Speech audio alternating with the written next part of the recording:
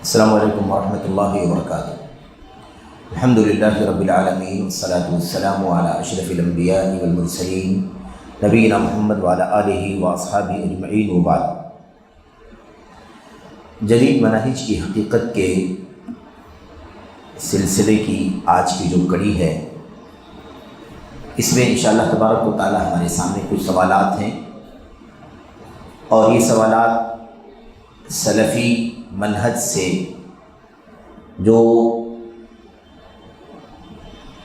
دور، سلفی منہج سے مختلف جو نئے مناہج ہیں، نئے راستے ہیں، نئے طریقے ہیں، ان سے متعلق ہے۔ اور یہ سوالات کافی تفصیلی جوابات کے ساتھ ہمارے سامنے موجود ہیں، اور اس کے اندر بہت ساری ایسی اصولی باتیں، منہجی باتیں انشاءاللہ تبارک و تعالیٰ آ رہی ہیں، جن کی ہمیں بہت ہی زیادہ ضرورت ہے۔ اور جو سوالات ہمارے سامنے ہیں ان میں پہلا سوال نمبر 12 ہے اور اس کا جواب، اور ایسے ہی سوال نمبر 13 اور اس کا جواب۔ سوال نمبر 12 میں سوال کرنے والا سوال کرتا ہے، کیا یہ جماعتیں یعنی یہ فرقے ہلاک ہونے والے 72 فرقوں میں شامل ہیں؟ یعنی سلفی منہج جو ہے، سلفیت کی جو راہ ہے، کتاب اللہ، سنت رسول، صحابہ، تابعین کا طریقہ، اس راستے سے الگ تھلگ ہونے والے، جزوی طور پر، کلی طور پر، اصولوں میں جو بھی الگ ہیں، کیا ایسے لوگوں کو، ان فرقوں کو ان فرقوں میں شامل مانا جائے گا، یا یہ ان فرقوں میں شامل ہیں جن کے بارے میں اللہ کے نبی علیہ السلام کی حدیث میں آیا ہوا ہے کہ وہ سب کے سب ہلاک ہونے والے فرقے ہیں؟ تو کیا یہ سارے فرقے، یہ ساری ٹولیاں، یہ سارے گروہ جن کو ہم جماعتیں کہتے ہیں، کیا یہ سب ہلاک ہونے والے 72 فرقوں میں شامل ہیں؟ سوال ہے، اور یہ سوال بہت آتا ہے۔ اکثر و بیشتر یہ پوچھا جاتا ہے کہ اللہ کے نبی نے فرمایا تھا کہ اس امت کے 73 ٹکڑے ہو جائیں گے، ایک جنتی ہوگا، بقیہ 72 فرقے جہنم میں جائیں گے۔ ٹھیک ہے، اب یہ سوال بار بار بہت سارے لوگ کرتے ہیں کہ یہ 72 فرقے کون ہیں؟ کیا آج کل کی جو بہت ساری تنظیمیں، بہت سارے دھڑے، بہت سارے فرقے ہمارے بیچ میں ہیں، کیا یہ بھی 72 فرقوں میں شامل ہیں، یا 72 فرقے کچھ اور ہیں؟ اس طرح کے سوالات بہت ہوتے ہیں۔ یہ اسی کا جواب ہے۔ شیخ صالح بن فوزان بن عبداللہ الفوزان حفظہ اللہ جواب میں کہتے ہیں، جی ہاں، اسلام سے نسبت رکھنے والوں میں سے، اسلام سے نسبت رکھنے والوں میں سے جو بھی دعوت یا عقیدہ یا ایمان کے اصولوں میں سے کسی اصول میں اہل سنت و جماعت کی مخالفت کرے گا، وہ 72 فرقوں میں داخل ہوگا۔ صرف جواب نہیں ہے بلکہ اصول بھی ہے، اصول بتایا جا رہا ہے۔ یہ فرقے 72 فرقوں میں شامل ہیں، اسلام سے نسبت رکھنے والوں میں سے جو بھی فرقہ دعوت میں یا عقیدے میں یا ایمان کے اصولوں میں سے کسی اصول میں اہل سنت و جماعت کی مخالفت کرے گا، وہ 72 فرقوں میں داخل ہوگا، اور وعید کا مستحق ہوگا۔ وعید جو سزا، جو دھمکی بتلائی گئی ہے کہ جہنمی ہوگا وغیرہ، اور اسے اس کی مخالفت کے بقدر مذمت و سزا لاحق ہوگی۔ جتنی جو بھی فرقہ جتنی مخالفت سلف کے راستے کی کرے گا، اسی کے پرسنٹیج کے مطابق ہے نا، اسے سزا اور مذمت لگے گی۔ اس کی مذمت کتنی ہوگی، اس کی سزا کتنی ہوگی؟ جتنی وہ منہج سلف کی مخالفت کرے گا۔ اس لیے اب اللہ کے نبی صلی اللہ علیہ وسلم کی حدیث پر ذرا سا نظر ثانی کریں، دیکھیں اللہ کے نبی نے کیا فرمایا تھا کہ یہودی 71 فرقوں میں بٹے گی، عیسائی 72 میں، میری امت 73 میں بٹے گی، سب کے سب جہنمی ہوں گے سوائے ایک کے۔ اور آپ کو وہ حدیث بھی آپ کے علم میں ہوگی جس میں یہ کہا، جھوٹی روایت میں، موضوع روایت میں، من گھڑت میں، کسی نے یہ بھی بتایا کہ اس امت کے 73 فرقے ہوں گے، سب کے سب جنت میں جائیں گے سوائے ایک کے۔ سنا کہ نہیں سنا آپ نے؟ جی ہاں، یہ بھی موجود ہے۔ یہ روایت جھوٹی ہے، موضوع ہے، من گھڑت ہے۔ اس میں بتایا گیا کہ سب کے سب جنتی ہوں گے سوائے ایک کے، اور وہ ایک جو جہنمی ہوگا وہ کون ہوگا؟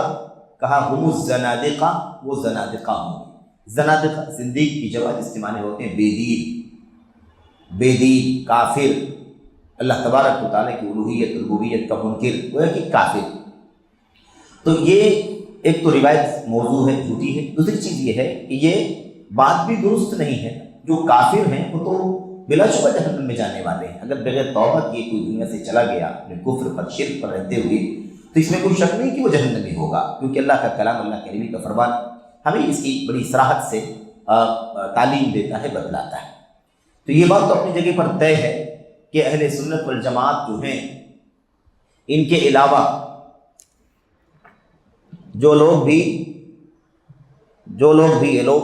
بھی اس سلسلے میں دین اسلام سے خارج ہیں، دین اسلام سے باہر ہیں، وہ بلا شبہ جہنمی ہیں۔ کفر کی حالت میں مر جانے والے، شرک میں مر جانے والے اگر بغیر توبہ کے چلے گئے تو بلا شبہ وہ جہنمی ہوں گے۔ اب یہ کہنے کا کیا فائدہ ہے کہ میری امت کے 73 فرقے ہوں گے اور سب کے سب جنتی ہوں گے، ایک جہنمی ہوگا؟ بھئی کافر تو جہنمی ہے ہی، اس میں کہاں مسئلہ ہے؟ میری امت کی بات کہی جا رہی، داخل امت کی بات۔ اب یہاں پر جو سب سے خطرناک بات ہے، جو نازک بات ہے، وہ یہ ہے کہ اللہ کے نبی نے فرمایا ہے کہ 72 جہنم میں جائیں گے، ایک جنت میں جائے گا، اور وہ طائفہ ہوگا جس پر آج میں، جو اس راستے پر چلے گا جس پر آج میں اور میرے صحابہ چل رہے ہیں۔ تو اب یہ بات بڑی خطرناک ہے نا، بڑی نازک ہے کہ اللہ کے نبی نے فرمایا کہ 72 جہنم میں جائیں، اور جواب میں شیخ صالح فوزان کہہ رہے ہیں یہ جو فرقے ہیں، یہ فرقے بلا شبہ 72 فرقوں میں شامل ہیں۔ اس کا مطلب شیخ صالح فوزان کیا کہہ رہے ہیں کہ سب کے سب جہنمی ہے کہ نہیں؟ تو اب کوئی کہہ سکتا ہے کہ ایسے کیسے ہم مسلمان کو جہنمی کہہ رہے ہیں؟ دیکھو بات تھوڑی سی وضاحت طلب ہے، اس کو اچھی طرح سے جان لینا چاہیے۔ شیخ صالح فوزان کا جو آخری جملہ ہے اس میں انہوں نے بڑی وضاحت سے یہ بات کہہ دی ہے، اور اسے یعنی اس فرقے کو اس کی مخالفت کے بقدر، جتنی وہ سلف کے راستے کی مخالفت کرے گا اسی کے بقدر اس کی مذمت بھی ہوگی اور اسی کے بقدر اسے سزا ہوگی۔ یعنی کیا مطلب؟ ہمیشہ کے لیے جہنم میں چلے جانے والی بات نہیں کہی جا رہی ہے، یہ فرقے ہمیشہ کے لیے جہنمی ہو جائیں گے، لیکن سزا کے مستحق ہوں گے جہنم کے۔ اگر اللہ نہ کرے، اگر کسی کا عقیدہ واقعی اسی طرح ہے جو کفر کا عقیدہ ہے، سراسر شرک کا عقیدہ ہے، اللہ تبارک و تعالیٰ کی توحید سے بغاوت کا عقیدہ ہے، اور اسی حالت میں اس کی موت ہو جائے گی، تو اس میں کیا شک ہے کہ وہ جہنمی ہوگا۔ لیکن یہ بات شیخ صالح فوزان نے کہی ہے کہ جہنم کی دھمکی، جہنم کی وعید موجود ہے، سب کے سب جہنمی ہوں گے سوائے ایک کے جو جنتی ہوگا۔ تو جو جہنمی ہوں گے وہ جہنم میں جانے کی ان کی جو وعید ہے، سزا ہے، وہ ان کے سلف کے راستے کی مخالفت کے بقدر، جتنی مخالفت قرآن کی، سنت کی، سلف کے راستے کی، اتنی مذمت ہوگی ان کی اور اتنی سزا ان کے لیے ہے۔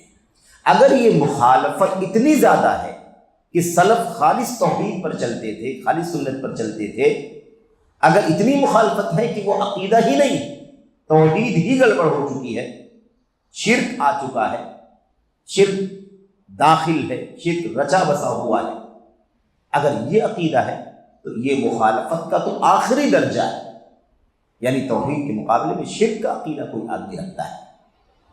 تو یہ سمجھ لینا ضروری ہے کہ مخالفت کے بقدر مذمت ہوگی اور مخالفت کے بقدر ہی سزا ہوگی۔ جتنی مخالفت سلف کے راستے کی، قرآن سنت صحابہ تابعین کے راستے کی، اتنی وہ مذموم جماعت ہے، اتنی ہی زیادہ وہ سزا کی مستحق جماعت ہے یا یعنی فرقہ ہے۔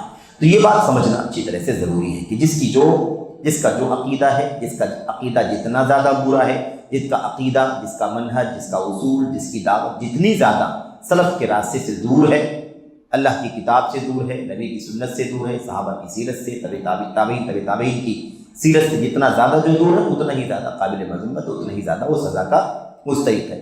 تو حدیث میں جو جہنم میں جانے کی بات کہی گئی ہے، یہاں شیخ صالح فوزان یہی سمجھا رہے ہیں کہ ہمیشہ کے لیے جہنمی ہو جائیں گے سارے فرقے، یہ ضروری نہیں ہے۔ جو جتنا مخالف ہوگا اسے اتنی سزا جہنم میں ملے گی۔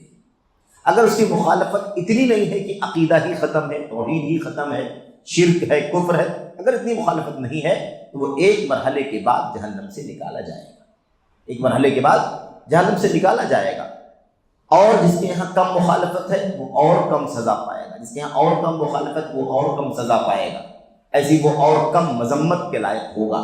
لیکن جس کے یہاں مخالفت اتنی ہو کہ ایمان و عقیدہ ضائع ہو چکا ہو، توحید تباہ ہو چکی ہو، شرک گھسا ہوا ہو، شرک رچا بسا ہوا ہو، تو ایسی صورت میں اگر وہ بغیر توبہ کے دنیا سے چلا جائے گا تو نام اس کو جنت میں نہیں لے جائے گا۔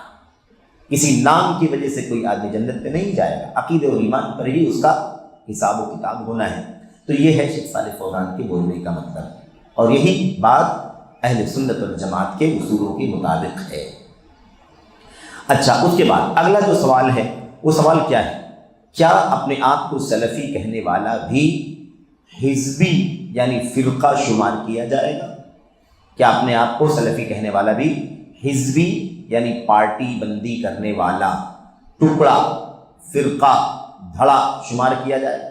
یہی سوال اکثر و بیشتر لوگ کرتے نہیں بلکہ لوگ باقاعدہ ہی کہتے ہیں کہ سلفی جو اپنے آپ کو کہتے ہیں وہ بھی تو ایک فرقہ ہے، سلفیت بھی تو ایک فرقہ ہے، اہل حدیثیت بھی تو ایک فرقہ ہے۔ یہ اسی سوال کا ایک جواب ہے جو شیخ صالح فوزان نے دیا ہے، اور یہ سوال اور اس کا جواب بہت تفصیلی ہے، ہو سکتا ہے ہم اسے 2 ہفتے 3 ہفتے میں پڑھیں گے انشاءاللہ تبارک و تعالیٰ۔ سب سے پہلے تو آپ یہ سمجھ لیں کہ حزب کسے کہتے ہیں اور حزبی کسے کہا جاتا ہے۔ یہ لفظ عام طور پر استعمال میں نہیں تھا گفتگو میں، لیکن ماضی قریب میں یعنی پچھلے چند سالوں سے یہ لفظ استعمال ہونے لگا کثرت سے، کہ کہتے ہیں کہ فلاں شخص تو حزبی ہے، حزبیت پائی جاتی ہے اس کے اندر۔ اس کا کیا مطلب ہوتا ہے؟ حزب کا معنی کیا ہے اور کسی کو حزبی کہا جاتا ہے تو اس کا کیا مطلب ہوتا ہے، اور حزبیت کسے کہتے ہیں، یہ جاننا ضروری ہے، کیونکہ یہ لفظ بہت استعمال ہوتا ہے۔ جب استعمال زیادہ ہو کسی لفظ کا تو اس کا معنی جاننا، اس کی حقیقت کو سمجھنا بھی ضروری ہوتا ہے۔ جیسے منہج کا لفظ بہت قریب تک لوگ نہیں جانتے تھے، منہج کا لفظ استعمال نہیں ہوتا تھا، بہت نادر استعمال ہوتا تھا، اہل علم کی کتابوں میں استعمال ہوتا تھا، لیکن اس کے بعد جب فرقے بہت زیادہ بڑھ گئے، دھڑے بہت زیادہ ہو گئے، تو اس کا استعمال کثرت سے ہونے لگا کہ یہ فرقہ، یہ ٹولی، یہ گروہ، یہ دھڑا منہج سلف سے ہٹا ہوا ہے، راہ سلف سے ہٹا ہوا، تب جا کر کے اس کا استعمال کثرت سے ہوا، اور ہم سمجھ سکے کہ منہج کسے کہتے ہیں، منہج کا کیا معنی ہے، اور منہج پر چلنا کیوں ضروری ہے، اور کیسے انسان اپنے آپ کو سچے دین پر محفوظ رکھ سکتا ہے۔ تو جب تک منہج سلف، راہ سلف پر اپنے آپ کو آدمی نہیں رکھے گا تب تک اللہ کے سچے دین پر قائم نہیں رہ سکے گا۔ تو حزبی کسے کہتے ہیں؟ سب سے پہلے حزب کہتے ہیں، حزبی عربی زبان میں حزب کا معنی جمع ہونا، اکٹھا ہونا ہوتا ہے۔ حزب سے کہتے ہیں اکٹھا ہو جانا، جمع ہو جانا، یہ ہوتا ہے حزب کا معنی۔ چاہے یہ جمع ہونا ظاہری طور پر ہو یا معنوی اور فکری طور پر، یعنی ایک تو یہ ہے کہ 5 لوگ، 10 لوگ، 20 لوگ اکٹھا ہو گئے، ہے نا، اکٹھا ہو گئے کہ بھئی یہ ہم لوگ ایک خاص ہے نا پارٹی کے لوگ ہیں، خاص گروہ کے لوگ ہیں جن کا یہ کام ہے۔ ایک تو یہ ہوتا ہے، اس کو بھی کیا کہتے ہیں؟ حزب کہتے ہیں۔ ایک حزب یہ ہوتا ہے کہ لوگ جمع نہیں ہوئے ہیں، اکٹھا نہیں ہوئے ہیں، لیکن کوئی نظریہ ہے، کوئی تھیوری ہے، کوئی عقیدہ ہے، کوئی سوچ ہے، کوئی فکر ہے جو چند لوگوں کے یہاں پائی جاتی ہے، ان کے یہاں ہے، فلاں جگہ کا آدمی اس کے یہاں یہی فکر ہے، فلاں جگہ کا آدمی اس کے یہاں یہی فکر ہے، تو اس فکر کے لوگ جہاں جہاں پائے جائیں گے ان سب لوگوں کو بھی کیا کہا جائے گا؟ حزب کہا جائے گا، چاہے وہ اکٹھا ہوں یا دور دور رہتے ہوں۔ تو جسمانی فزیکلی تو اکٹھا نہیں ہے وہ، لیکن فکر کے اعتبار سے اکٹھا ہے۔ مثال کے طور پر کسی کے ہاں خارجیت کی فکر ہے، بغاوت کی، مسلم حکمراں کے خلاف بغاوت کرنے کی سوچ ہے، وہ سوچ فلاں جگہ پر ایک آدمی رکھنے والا ہے، فلاں جگہ پہ ایک آدمی رکھنے والا ہے، فلاں جگہ پر ایک آدمی رکھنے والا ہے، تو ہم کیا کہیں گے؟ حزبی لوگ ہیں، چاہے وہ اکٹھا ہیں یا دور دور، فکری طور پر، نظریاتی طور پر سب کے سب کیا ہیں؟ ایک نظریے کے۔ اسی لیے ہر گروہ یا پارٹی اور جتھے کو، ہر گروہ یا پارٹی یا جتھا کو جن کی خواہشات، مقاصد، رجحانات اور اعمال یکساں ہوں یا مشابہ ہوں انہیں حزب کہا جاتا ہے۔ بات واضح ہو رہی ہے نا، کہ جہاں بھی کہیں بھی ہے نا کچھ لوگ ہوں جن کی خواہشات ایک جیسی ہیں، یعنی سب کی اپنی منمانی، ایک نظریہ ہو، سب اس پر چلتے ہوں، لوگوں کے مقاصد ایک ہوں، جو ارادہ اس کا ہے وہی ارادہ اس کا ہے، وہی نیت اس کی ہے وہی نیت اس کی، تو ایک ہی مقصد پر چلنے والے لوگ جو ہیں، ایسے الگ الگ رجحانات، میلان، فلاں نظریے کی طرف یہ فلاں لوگ مائل ہیں، ایسے ہی فلاں فلاں کام لوگوں کے یہاں سیم پائے جاتے ہیں، تو ایسے سیم کام، ایک جیسے مقاصد، ایک جیسے ارادے، ایک جیسے افکار جو بھی رکھنے والے ہیں، ان لوگوں کو کیا کہا جاتا ہے؟ حزب کہا جاتا ہے۔ اس کی جمع احزاب آتی ہے، حزب کی جمع احزاب ہے۔ اور آگے آ رہی ہے بات، اللہ کی کلام قرآن کریم کی آیت کریمہ آ رہی ہے، اس سے یہ بات واضح ہوتی ہے کہ حزب کا معنی یہی ہے جو معنی بیان کیا جا رہا ہے۔ اور اس طرح کے کسی نظریے کے حامل کو حزب کی طرف منسوب کرتے ہوئے حزبی کہا جاتا ہے، یعنی جو اس طرح کے لوگ ہوں ان کو ہم جب نسبت کریں گے، سلف کی طرف نسبت کرنے والے کو سلفی کہتے ہیں، ایسے ہی ہم جانتے ہیں مطلب مالکی، حنبلی، شافعی وغیرہ، ایسے ہی اس طرح کے جو لوگ ہیں جو کوئی خاص نظریہ لے کر کے اکٹھا ہوتے ہیں تو ان کو حزب کی طرف نسبت کرتے ہوئے حزبی کہا جاتا ہے۔ اللہ تبارک و تعالیٰ کا ارشاد ہے کل حزب بما لدیہم فریحون، ہر جماعت، ہر جتھا، ہر گروہ، ہر پارٹی کے پاس جو کچھ ہے وہ اسی پر خوش، یعنی ہر گروہ جو عقیدہ، جو نظریہ، جو سوچ اس کے پاس پائی جاتی ہے، وہ گروہ جو ہے نا، اس گروہ کے پاس جو نظریہ پایا جاتا ہے وہ سب کے سب اسی عقیدے پر، اسی نظریے پر مست اور مگن ہے، خوش۔ جو بنا رکھا ہے اپنا نظریہ اسی پر کیا ہے، وہ خوش ہے۔ یہ نہیں دیکھتے ہیں کہ یہ صحیح بھی ہے یا نہیں، سلف کا بھی ہے کہ نہیں، اللہ کے کلام کا بھی یہ ہے یا نہیں، اللہ کے نبی کی سنت میں بھی یہ ہے یا نہیں ہے، یہ نہیں دیکھتے، بس جو انہوں نے نظریہ بنا رکھا ہے اسی پر مست اور مگن ہے کہ بھئی ہم بالکل صحیح ہیں، بقیہ سب لوگ غلط ہیں۔ اس کے بعد اللہ تبارک و تعالیٰ فرماتا ہے، کہتے ہیں کہ اللہ تبارک و تعالیٰ نے اپنے مومن اور موحد بندوں کو حزب اللہ نے فرمایا ہے نا، اولئک حزب اللہ، یہ لوگ یعنی ایمان والے اللہ تبارک و تعالیٰ کی جماعت ہیں۔ اس کی جماعت ہے، اللہ کی جماعت ہے۔ اور کافروں اور منافقوں کو حزب الشیطان، اولئک حزب الشیطان، قرآن میں دونوں الفاظ آئے ہوئے ہیں، یہ شیطان کی پارٹی ہے، وہ اللہ کی جماعت ہے اور یہ شیطان کی پارٹی ہے، ایسے اللہ تعالیٰ نے فرمایا۔ ایسے ہی نبی کریم صلی اللہ علیہ وسلم کے صحابہ کی جماعت پر چڑھائی کرنے والی پارٹیوں، وہ زمانہ تھا نا، اللہ کے نبی کی سیرت کو آپ یاد کریں، اس موقع پر اللہ کے نبی صلی اللہ علیہ وسلم کے دور میں جو جنگ ہوئی تھی، جنگ خندق، جنگ احزاب، جس کے اندر قریش کے لوگ، یہود، عیسائی، منافقین اور جو بدو قسم کے لوگ ہوتے تھے نا، جو یہاں وہاں صحراؤں میں رہتے تھے، ان کو بھی اکٹھا کر لیا گیا تھا، یعنی ساری پارٹیوں کو مسلمانوں کے خلاف کھڑا کر دیا گیا تھا۔ اسی کو جنگ احزاب کہتے ہیں، یعنی پارٹیوں والی لڑائی۔ ساری پارٹیاں جو اسلام کے خلاف کھڑی ہو گئی تھی، سارے دھڑے، سارے فرقے جو تھے مسلمانوں کے خلاف، صحابہ کے خلاف، ایک ساتھ اکٹھا ہو گئے تھے، ان کو بھی کیا کہا گیا؟ احزاب۔ سورہ احزاب اسی نام سے ہے نا، اسی وجہ سے سورہ احزاب کا نام سورہ احزاب ہے، کیونکہ اس میں جنگ خندق کا بہت تفصیل سے تذکرہ اللہ تبارک و تعالیٰ نے فرمایا اور پورا نقشہ کھینچا ہے کہ کیسی نازک صورتحال پیش آ گئی تھی۔ بہرحال تو صحابہ کی جماعت پر چڑھائی کرنے والی پارٹیوں، مثلاً قریش، غطفان، بنو قریظہ اور اسی طرح سے اور دیگر لوگ جو اکٹھا ہو گئے تھے، ان کو بھی احزاب کہا گیا، اور ایسے ہی نبیوں کے دشمنوں کو بھی کیا کہا گیا؟ احزاب کہا گیا۔ تو آپ دیکھ رہے ہیں کہ حزب اور احزاب کا معنی قرآن کی آیتوں میں، اللہ کے نبی کی حدیثوں میں بہت واضح طور پر بتلایا جا رہا ہے۔ قرآن میں اللہ نے فرمایا حزب اللہ، حزب الشیطان، اللہ کی جماعت، شیطان کی پارٹی۔ ایسے ہی یہ جو تین باتیں بتائی گئی ہیں، مثال کے طور پر یعنی صحابہ کرام کے خلاف چڑھائی کرنے والے بھی احزاب کہلائے۔ ایمان انبیاء علیہ السلام جو تھے، جو ان کے دشمن تھے، ان سے دشمنی کرنے والے جو لوگ تھے، مخالفین، کفار، مشرکین، ان سب کو بھی قرآن کریم کے اندر کیا کہا گیا؟ احزاب کہا گیا۔ یہ ہے۔ اچھا، یہ تو ہو گئی بات اس کے لفظ کی شرح، حزب کیا ہے، احزاب کیا ہے، اس کا اطلاق استعمال کیا ہے۔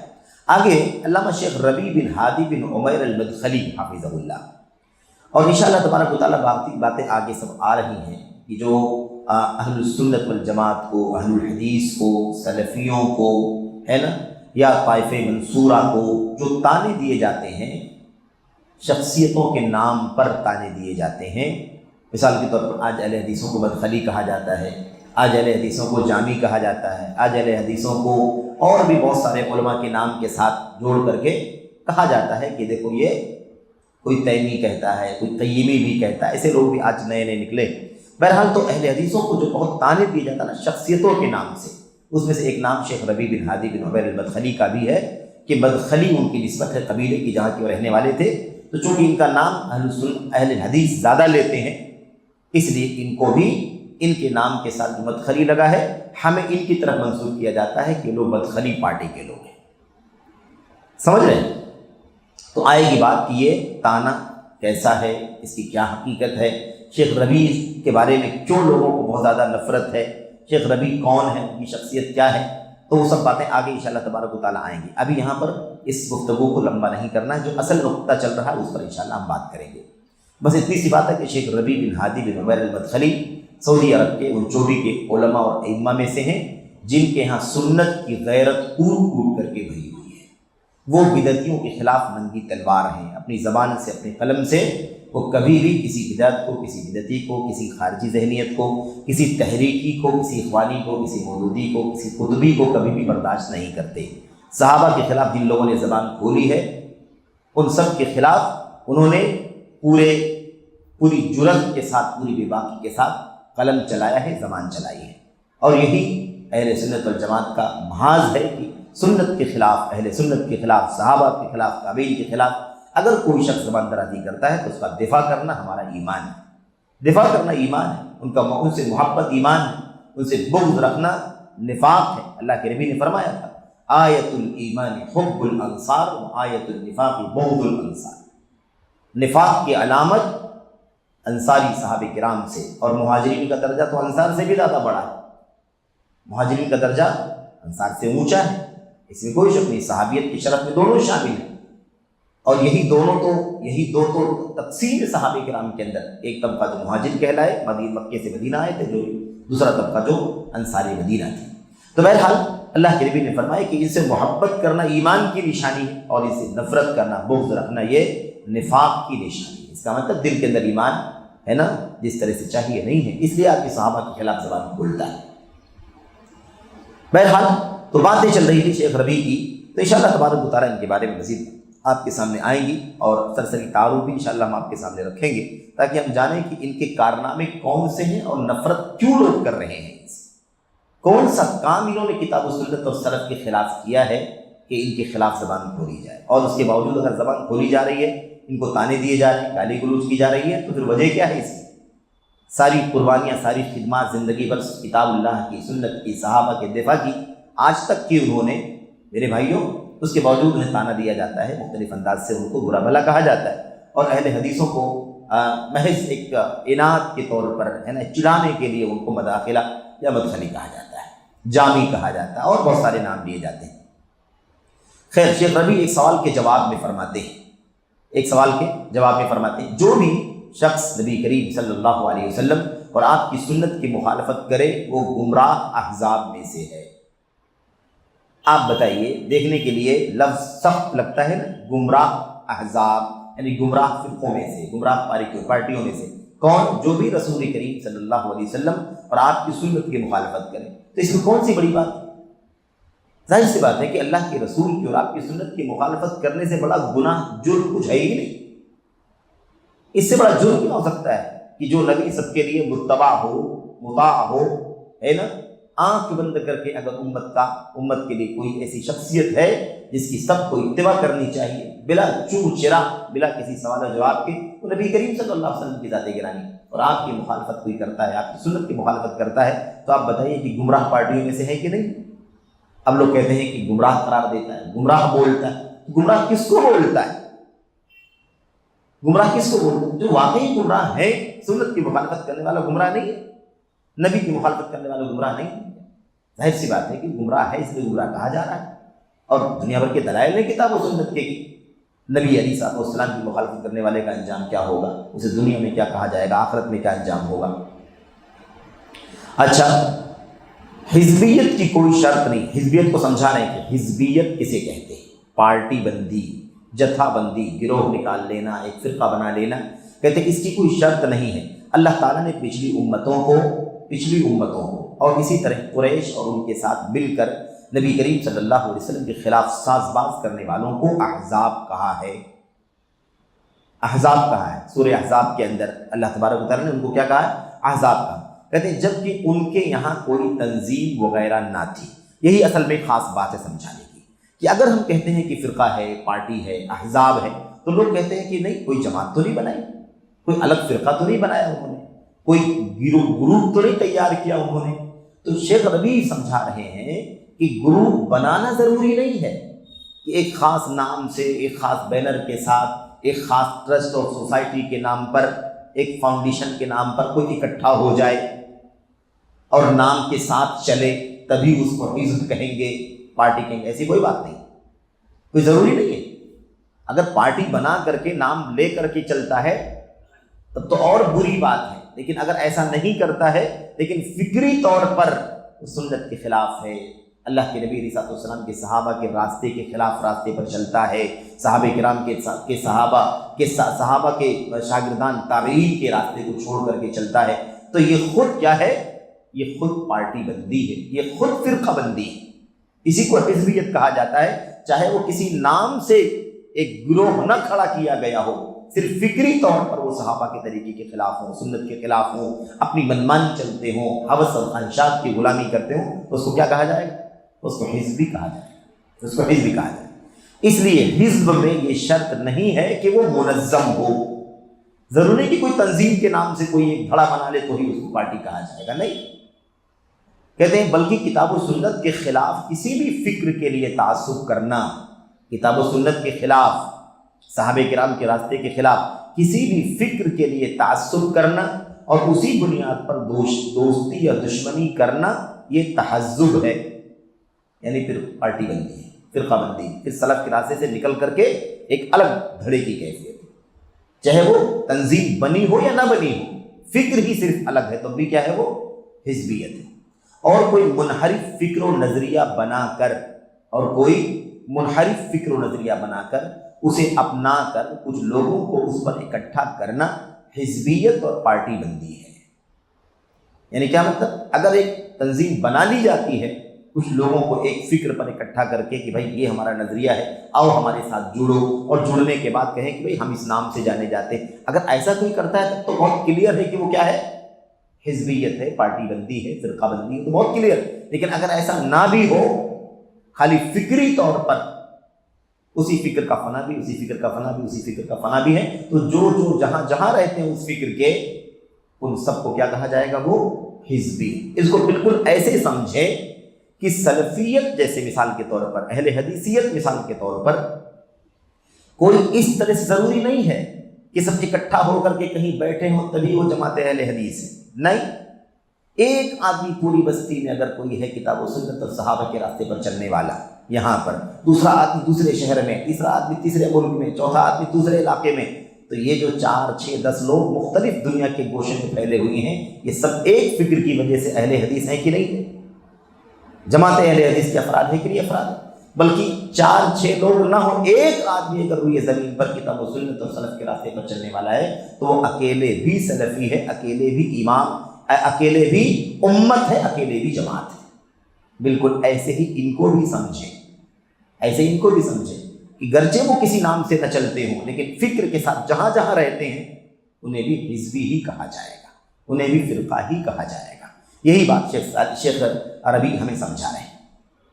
خواہ اس کی کہتے ہیں کہ کچھ لوگوں کو اس پر اکٹھا کرنا حزبیت اور پارٹی بندی، خواہ اس کی کوئی تنظیم ہو یا نہ ہو، کوئی تنظیم ہو یا نہ ہو۔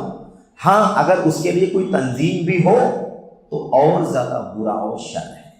اس کا مطلب یہ ہے کہ اب تو ایک پورا یونٹ بنا کر کے کام کر رہے ہیں، سمجھ رہے ہیں یہ۔ لیکن اگر نہیں بھی ہے، کوئی جتھا نہیں بنا ہوا ہے نام کے ساتھ، تنظیم کے ساتھ، فکری طور پر، تب بھی وہ فرقہ ہے، تحزب ہے، حزب ہے۔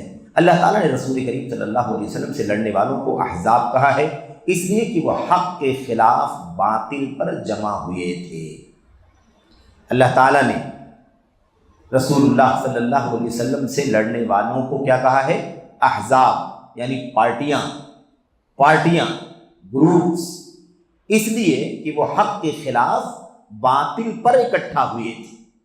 حق ایک ہی تھا، اللہ کے نبی اور آپ کے صحابہ، اس کے سوا کوئی جماعت نہیں تھی۔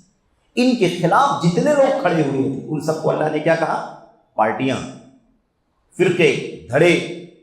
اس کے اندر بات آ چکی نا، قریش، غطفان، بنو قریظہ کی یہودی، اس کے علاوہ بدوؤں کی جماعت جو یہاں وہاں بکھری رہتی تھی اور جو بالکل بے سلیقہ ہوتی تھی، جس نے بھی ان کو بلایا اس کے پیچھے وہ چل پڑے، علم سے، تہذیب سے، دین سے عاری، ہے نا، ایسے لوگ۔ ان سب کو اللہ نے کیا فرمایا؟ احزاب، یہ سب پارٹیاں ہیں، یہ سب ٹولیاں ہیں جو اسلام کی جماعت کے خلاف کھڑے ہو چکے ہیں۔ قرآن کریم میں اللہ تعالیٰ نے فرمایا تھا، یہ دیکھو یہ والی آیت کریمہ ہے جس میں صاف معلوم پڑتا ہے یہ باتیں جو اس سے پہلے کہی گئی ہیں ان سب کی دلیل یہ آیت کریمہ ہے۔ سورہ غافر، سورہ مومن کی آیت نمبر 5، کذبت قبلہم قوم نوح والاحزاب من بعدہم وہمت کل امۃ برسولہم لیأخذوہ وجادلوا بالباطل لیدحضوا بہ الحق فأخذتہم فکیف کان عقاب۔ اس آیت کریمہ میں آپ دیکھیں اللہ تعالیٰ فرماتا ہے، ترجمہ ہے نیچے، قوم نوح نے، ان لوگوں سے پہلے قوم نوح نے، کن سے پہلے؟ یہ مکے والوں سے پہلے، مشرکین مکہ سے پہلے، ہم نے قوم نوح نے، ان کے بعد کے گروہوں نے بھی جھٹلایا۔ یعنی آج مشرکین مکہ اگر اللہ کے نبی کو اور قرآن کریم کو جھٹلا رہے ہیں تو یہ بڑی بات نہیں ہے۔ نبوت کی شروعات کہاں سے ہوئی؟ رسالت کی شروعات حضرت نوح علیہ السلام کی قوم سے۔ حضرت نوح علیہ السلام کی قوم نے بھی اپنے نبی کو، قوم نوح علیہ السلام کو جھٹلایا، اور ان کے بعد جو بہت سارے لوگ محمد الرسول اللہ کے بیچ میں آئے، پہلے اور آخری رسول کے بیچ میں آئے، ان سب قوموں نے اپنے اپنے رسولوں کو کیا کیا؟ جھٹلایا۔ یہ آیت کریمہ ان آیتوں میں سے ایک ہے جن سے ثابت ہوتا ہے کہ رسول رسالت کی شروعات حضرت نوح علیہ السلام سے ہوئی ہے۔ رسالت کی شروعات نوح علیہ السلام۔ لیکن مجھے سب سے پہلے رسول کون ہے؟ بہت سارے ہمارے بھائی کہتے ہیں آدم علیہ السلام۔ آدم علیہ السلام اللہ تبارک و تعالیٰ کے رسول نہیں ہیں، انہیں ایک معنی میں نبی کہا جائے گا، ملہم تھے، یعنی اللہ تبارک و تعالیٰ ان کے دل میں بات ڈالتا تھا، اللہ تعالیٰ ان سے بات کرتا تھا، انہیں حکم دیتا تھا، بہت ساری باتوں کا حکم اللہ تبارک و تعالیٰ نے آدم کو دیا، یا آدم یا آدم یا آدم یا آدم، اے آدم ایسا کیجیے ایسا کیجیے، ہے نا۔ تو اللہ تبارک و تعالیٰ اپنے بندے، پہلے انسانیت کی شروعات حضرت آدم سے گفتگو کی، بات کی، بہت ساری باتیں کی، اور اللہ تبارک و تعالیٰ ان کے دل میں بہت ساری باتیں ڈالتا ہے۔ نبی اس معنی میں کہ اللہ تبارک و تعالیٰ ان کو کوئی بات بتلاتا تھا اور اس کی خبر ان کو مل جاتی تھی، یعنی ان کو بات اللہ تعالیٰ کی طرف سے مل جاتی تھی، اس معنی میں نبی۔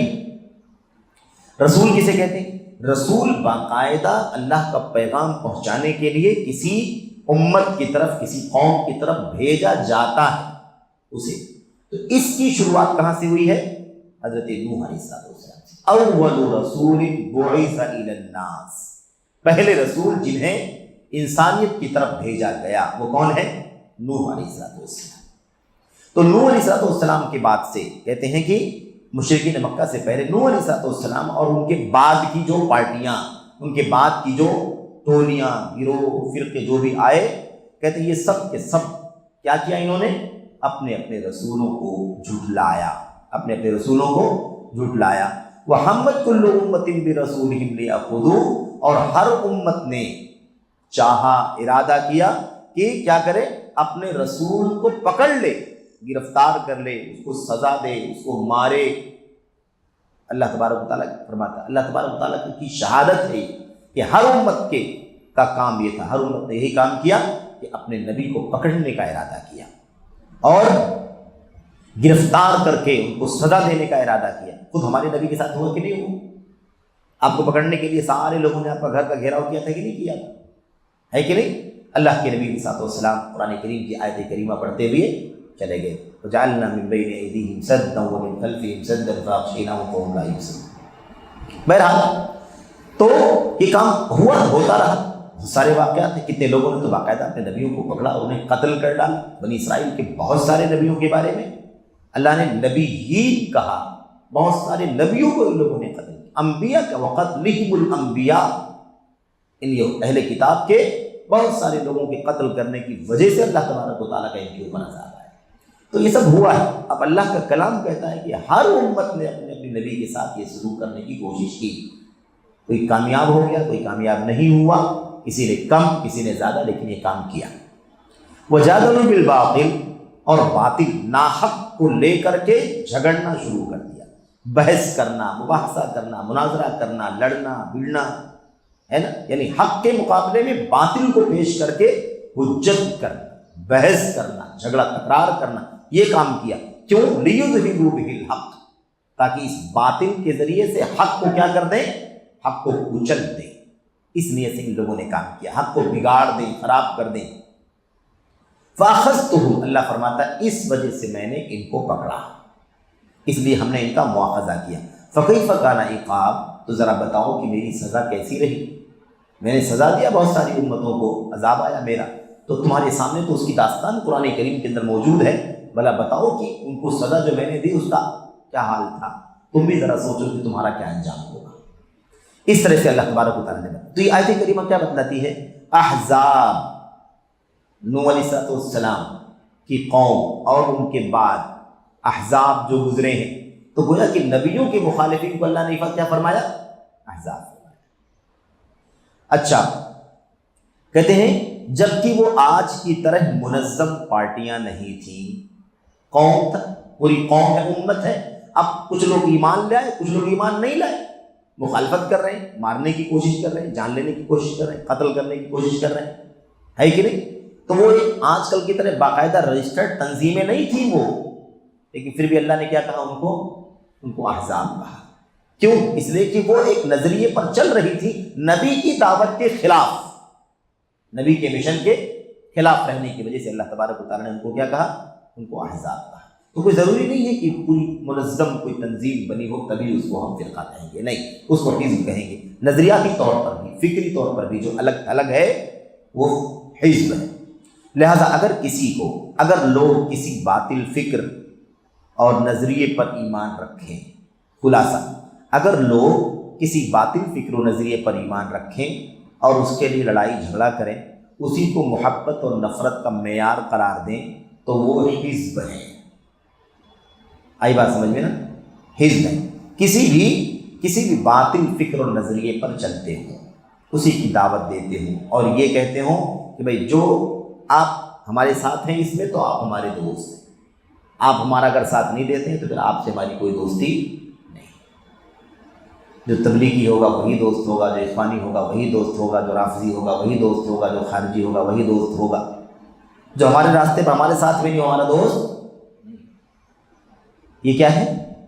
یہ کسی کے لیے روا ہی نہیں ہے سوائے سلفیوں کے لیے، اہل حق کے لیے روا ہے۔ بس ہمارے ساتھ آپ رہیں گے تو ہمارے دوست ہیں، اس لیے کہ ہم حق پر، یہ اللہ کا کلام ہے، اللہ کے نبی کا فرمان ہے، یہ صحابہ کا طریقہ ہے۔ آپ بتا دیجئے کہ آپ کے ساتھ کیوں رہنا ضروری ہے، نہیں رہیں گے تو دشمنی، تو آپ فلاں کا نظریہ ہے تو ہم فلاں کی تھیوری پر چلتے ہیں، تو ہم فلاں کے موقع پر چلتے ہیں، تو فلاں کا کارنامہ ہے۔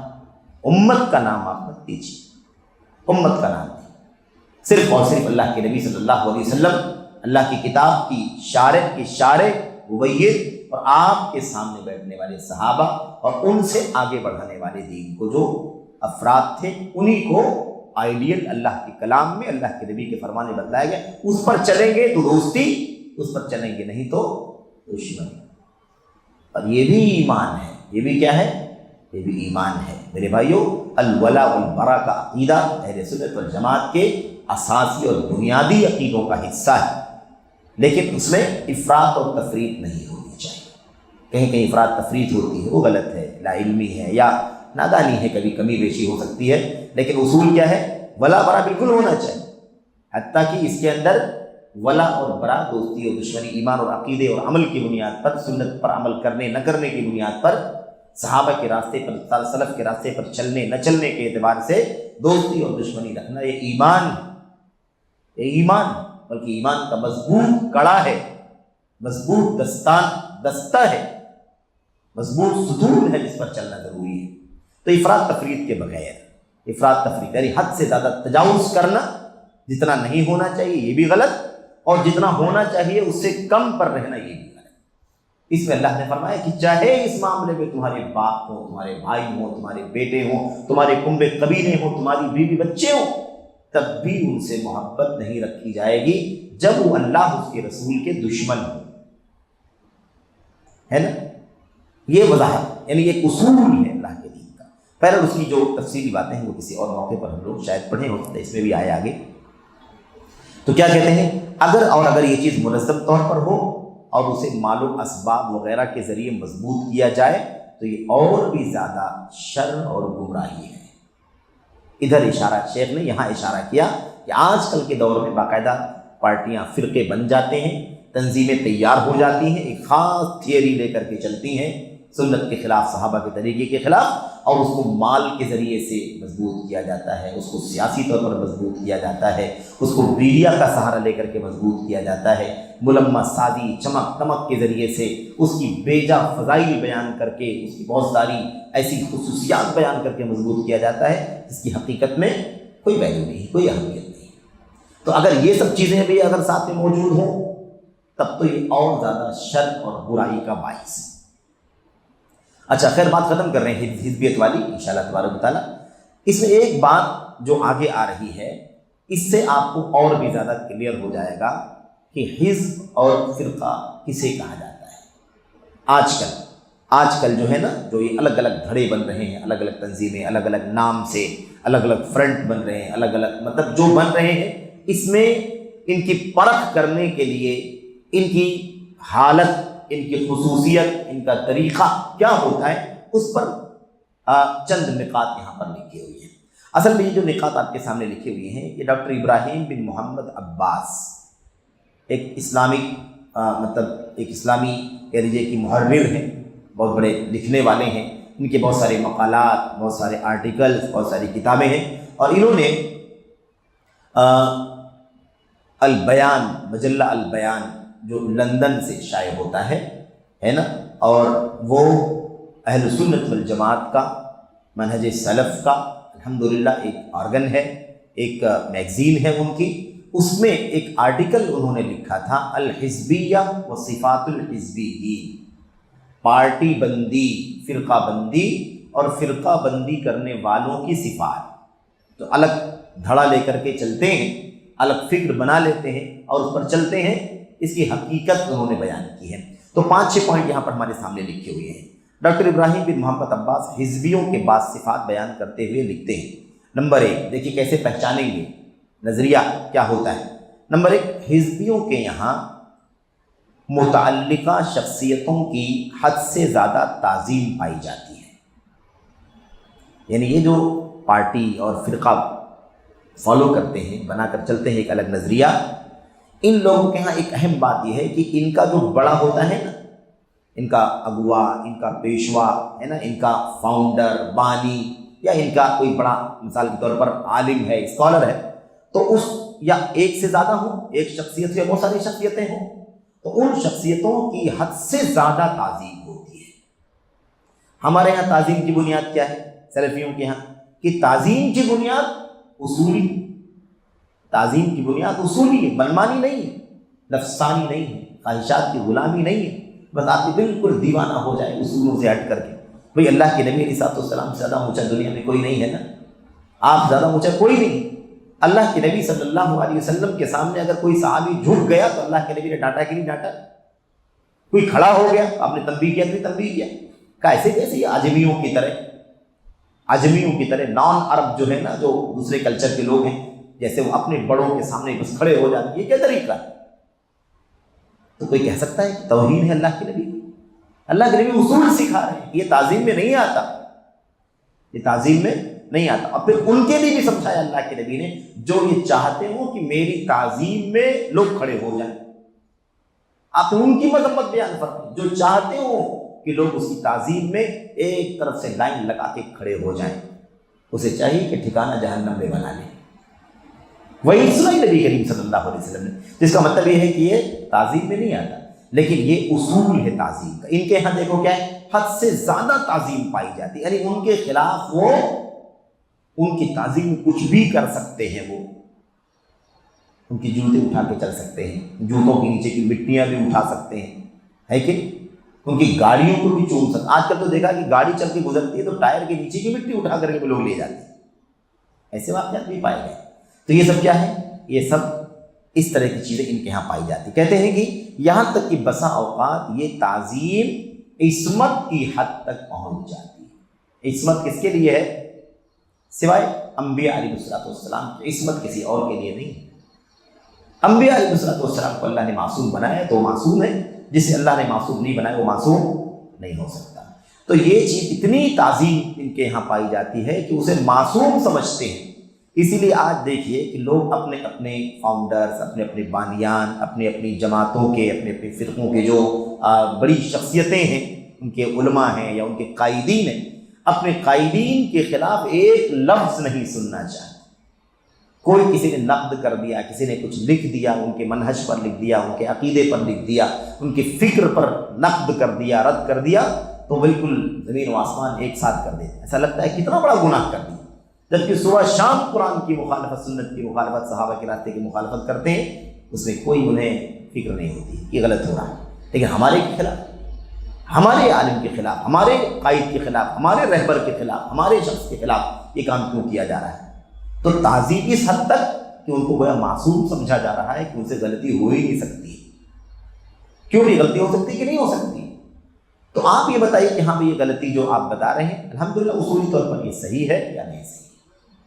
صحیح ہے تو ٹھیک ہے، ہمارے یہاں معذرت خواہ ہیں، معذرت۔ اسی لیے اس سے پہلے بھی ہم نے اشارہ کیا تھا کہ یہ الحمدللہ اہل سنت والجماعت، اہل الحدیث، سلفیون کا یہ طریقہ وطیرہ امتیاز ہے کہ یہ اپنے علماء کی کتابوں کو ہی پڑھتے ہیں۔ اگر کہیں ان سے کوئی چوک ہوئی ہے، کوئی مسٹیک ہوئی ہے، کوئی غلطی ہوئی ہے، تو اس پر بھی وہ حاشیہ لگاتے ہیں، نوٹ لگاتے ہیں، یہاں فلاں سے یہ غلطی ہوئی ہے کیونکہ یہ موقف فلاں چیز کے خلاف ہے، فلاں آیت کے خلاف ہے، فلاں حدیث کے خلاف ہے۔ یہ امتیاز کس کو حاصل ہے؟ ہمیں، کیونکہ ہم شخصیتوں کو نبوت کا درجہ نہیں دیتے، معصوم نہیں سمجھتے، انسان میں غلطیاں ہم سے ہو سکتی ہے۔ تو یہ ہے عین انصاف، یہ بھی منہج ہے، یہ بھی کیا ہے؟ یہ بھی راہ ہے سلف کی جس پر سب کو چلنا ضروری ہے۔ تو عصمت کی حد تک۔ دوسری بات، ان کی سوچ اور فکر نہایت تنگ اور محدود ہوتی ہے۔ ہم کسی کے ساتھ رواداری کہاں تک کرتے ہیں؟ سلفی اہل حدیث کسی کے ساتھ رواداری کہاں تک کرتے ہیں؟ جہاں تک اسلام اجازت دیتا ہے، آخری درجے تک رواداری، ٹالرنس، نرمی۔ عصبیت پر نہیں آتے ہیں کہ نہیں ہمارا آدمی نہیں ہے تو خلاص سے بات بھی نہیں کرنا، سلام بھی نہیں کرنا، نہیں۔ اسلام جہاں تک ان کے ساتھ رواداری کرنے کی، نرمی کرنے کی، ملنے جلنے کی اجازت دیتا ہے وہاں تک ہم کرتے ہیں۔ جہاں اسلام کی پابندی آتی ہے کہ نہیں یہ نہیں کر سکتے، ان کی مجلسوں میں بیٹھنا، ان کے یہاں ان کے ساتھ بیٹھ کر کے موافقت کرنا، ان کا ساتھ دینا، ان کی کسی فکر کی کوئی کام چل رہا اس میں جا کر کے شریک ہو کر کے زینت بننا، اس کی اجازت نہیں دیتا شریعت اس کی اجازت نہیں دیتی، اللہ کا دین اس کی اجازت نہیں دیتا، نہیں کر سکتے۔ لیکن جہاں تک ممکن ہے رواداری گنجائش اسلام میں وہاں تک ہم کرتے ہیں۔ لیکن ان کے یہاں کیا ہوتا ہے؟ حزبیوں کے یہاں، ان کے یہاں بڑی تنگی ہوتی ہے، بڑی محدود فکر ہوتی ہے ان کی، بس وہ ایک ہی نظریے پر قائم رہتے ہیں، جو نظریہ ان کا ہے، ان کی جماعت کا ہے، ان کے فرقے کا، ان کے مؤسس اور بانی کا ہے، بس اسی نظریے پر قائم رہتے ہیں، دوسری رائے کا کوئی احترام نہیں کرتے، چاہے وہ کتنی بھی مناسب اور درست رائے ہو۔ ہمارے یہاں کیا ہے؟ ہم آج بھی الحمدللہ دیکھو، حالانکہ دیکھا جائے تو یہ بھی ایک کمزوری جیسی چیز ہے کہ آج بھی بہت سارے لوگ یا بعض لوگ کہہ لیں کہ کوئی نقطہ، کوئی فکر اگر درست ہے مثال کے طور پر، تو اس حوالے سے بہت ساری باتوں کے ساتھ ساتھ کسی غیر منہجی کا بھی حوالہ دے دیتے ہیں۔ یہ رواداری ہے کہ نہیں رواداری؟ ورنہ اصول یہ کہتا ہے کہ جس کے یہاں منہج کا فساد ہے اس کا کوئی ریفرنس بھی نہیں دینا چاہیے۔ کیوں نہیں دینا چاہیے؟ اس لیے کہ ریفرنس دیکھ کر کے کوئی عام آدمی گمراہ ہو سکتا ہے کہ اس کا حوالہ دیا جا رہا ہے، ہمارے علماء نے اس کا حوالہ دیا، اس کا مطلب یہ ٹھیک ٹھاک آدمی ہے، منہج کا اچھا آدمی ہے، فکر کا اچھا آدمی ہے، تو اس کی وجہ سے انحراف آئے گا، غلط فہمی پیدا ہوگی، گمراہی آئے گی۔ اس لیے اصول یہ کہتا ہے کہ غیر منہجیوں کا کوئی ریفرنس، کوئی حوالہ بھی کوٹ نہ کیا جائے، چاہے صحیح بھی ہو، یہی اصول ہے۔ لیکن رواداری یہاں تک بھی بعض لوگوں کے یہاں، ہمارے علماء میں ہے کہ کہتے ہیں کوئی بات نہیں ہے، ٹھیک ہے منہج کا فساد ہے اس کے یہاں، لیکن یہ بات نقطے کی ہے، صحیح ہے، دلائل سے ملتی جلتی ہے، سلف کے اصول سے موافق ہے، اس لیے اس کو ذکر کر دیا گیا ہے کہ نہیں؟ تو یہ ہماری خصوصیت ہے۔ ان کے یہاں اتنی محدودیت اور تنگی ہے کہ یہ بالکل کسی کا تذکرہ ہرگز سننا گوارا نہیں کرتے۔ کوئی ریفرنس نہیں دے گا، کوئی ریفرنس اہل حدیث علماء کا دینا گوارا نہیں کرتا۔ اچھا، تو دوسری رائے کا کوئی احترام نہیں کرتے، خواہ کتنی ہی مناسب اور درست۔ نمبر 3، ان کے یہاں اپنی یا اپنی پارٹی کی غلطی کا اعتراف اور اسے رجوع بڑا مشکل اور ناگوار ہوتا ہے۔ آپ دیکھ لو کتنے برسوں سے ہے نا ہمارے بیچ کے جو فرقے ہیں، ہمارے بیچ کے جو جدید نئے طریقے، نئے جدید مناہج ہیں، ان کی کتابیں برسوں سے چھپ رہی ہیں، آج تک عقیدے کا انحراف موجود ہے، اسماء و صفات میں خرد برد موجود ہے، اسماء و صفات کا معنی، اس کی تشریح، اس پر عقیدے کی جو بنیاد ہے، سلف کا طریقہ کیا رہا ہے، اس کے سراسر خلاف ہے۔ لیکن آج تک کسی نے کوئی تعلیق نہیں لگائی، کسی نے کوئی نوٹ نہیں لگایا، کسی نے کوئی تنبیہ نہیں کیا۔ آج تک کتابوں کے اندر میرے بھائیوں بے سر پیر کے جھوٹے من گھڑت موضوع واقعات اور قصے موجود ہیں، آج تک کسی نے تعلیق نہیں لگائی کہ نہیں اس کو نکال کر کے الگ کر دیا جائے، کیونکہ یہ واقعات بے سر پیر کے، چاہے وہ مولانا مودودی کی تفہیم القرآن ہو، رسائل و مسائل ہو، یا مثال کے طور پر تبلیغ جماعت کا فضائل اعمال ہو، تبلیغ نصاب ہو، حفوات سے بکواس سے بھرا ہوا ہے۔ کتنی ساری چیزیں عقیدے کے خلاف، منہج کے خلاف، اسماء و صفات کے خلاف، ضعیف اور موضوع روایتیں جس میں عقیدے کا فساد آتا ہے۔ اللہ کے نبی صلی اللہ علیہ وسلم کی شان میں، آپ کی سیرت میں بہت ساری باتیں ایسی کہی جاتی ہیں جس کی کوئی گنجائش سلف کے راستے پر نہیں ہے۔ لیکن آج تک کیا ان میں سے کسی نے، ان فرقوں میں سے کسی شخص نے یہ ہمت کی کہ ہاں وہ اپنے علماء کی کتابوں پر کوئی تعلیق لگائے، کیونکہ وہ کتاب و سنت کے سلف کے راستے کے خلاف ہے؟ آپ کو کوئی مثال نہیں ملے گی۔ سمجھ رہے ہیں نا؟ یہ تو ان کے یہاں یہ بڑا مسئلہ ہے کہ غلطی کا اعتراف اور رجوع کرنا اس سے بڑا مشکل اور ناگوار ہوتا ہے، کیونکہ ان کا نظریہ یہ ہوتا ہے، یہ دیکھو نظریہ، یہی فکر کا مسئلہ ہے، عقیدے سے مطلب جڑا ہوا ہے، کیونکہ ان کا نظریہ یہ ہوتا ہے کہ اعتراف حق کے نتیجے میں، یعنی حق کا اگر اعتراف کر لیں گے، حق کو تسلیم کر لیں گے، مان لیں گے، تو اس کے نتیجے میں ان کے اور ان کی پارٹی کے سلسلے میں لوگوں کا اعتبار ختم ہو جائے، یعنی پارٹی بچانے کی فکر۔ کیا بچانے کی فکر؟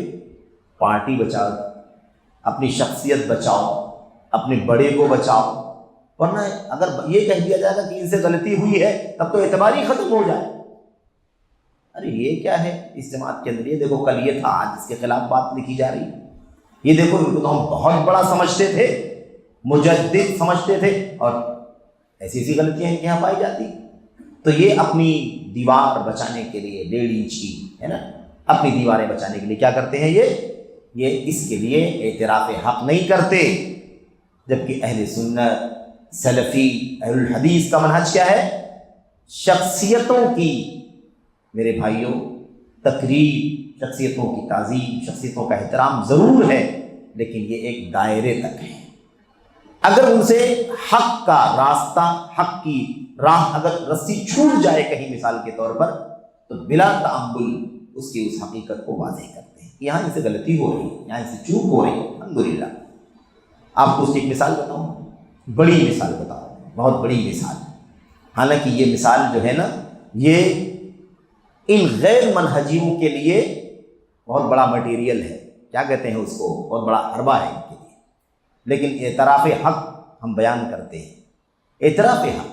حافظ ابن حجر رحمۃ اللہ علیہ، فتح الباری کے مصنف اور بہت ساری کتابوں کے مصنف، کئی 100 کتابوں کے مصنف، شیخ الاسلام۔ میرے بھائیو، حافظ اگر کہا جائے، حافظ نے کہا تو پوری دنیا میں سب کا نام کہاں، سب کا ذہن کہاں جائے گا؟ حافظ ابن حجر رحمۃ اللہ علیہ کی طرف، کیونکہ لفظ حافظ ان کی شخصیت کے ساتھ بالکل چپک چکا تھا، چسپاں ہو چکا تھا۔ یا تو پھر نام لے کے بتائے کہ حافظ فلاں، تو الگ ہو جائے گا کس حافظ کی بات ہو رہی ہے، ورنہ اگر کہا جائے حافظ نے فرمایا، قال الحافظ، حافظ نے کہا، تو ساری علم کی دنیا کیا سمجھے گی اس سے؟ حافظ ابن حجر رحمۃ اللہ علیہ۔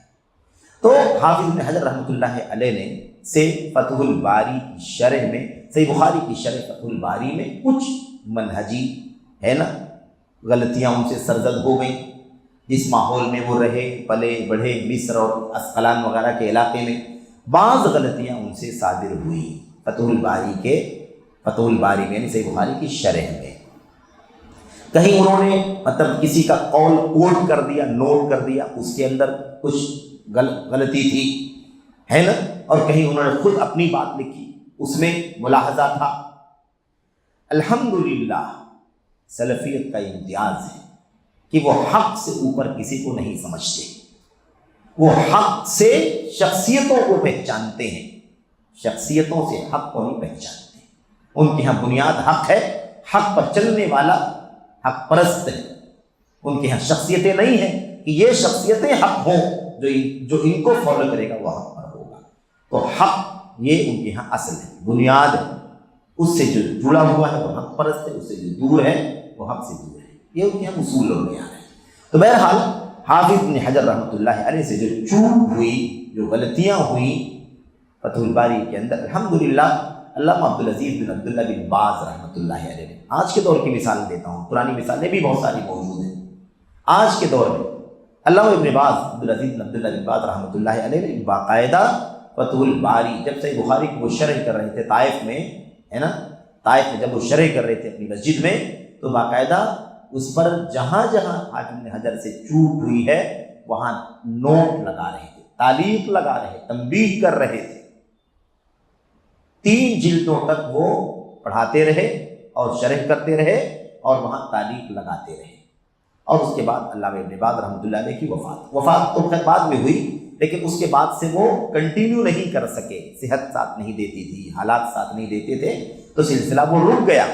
لیکن اس کے بعد علامہ عبدالعزیز بن عبداللہ بن باز رحمۃ اللہ علیہ نے اپنے شاگرد جامعۃ الامام کے پروفیسر استاذ ڈاکٹر عبدالرحمن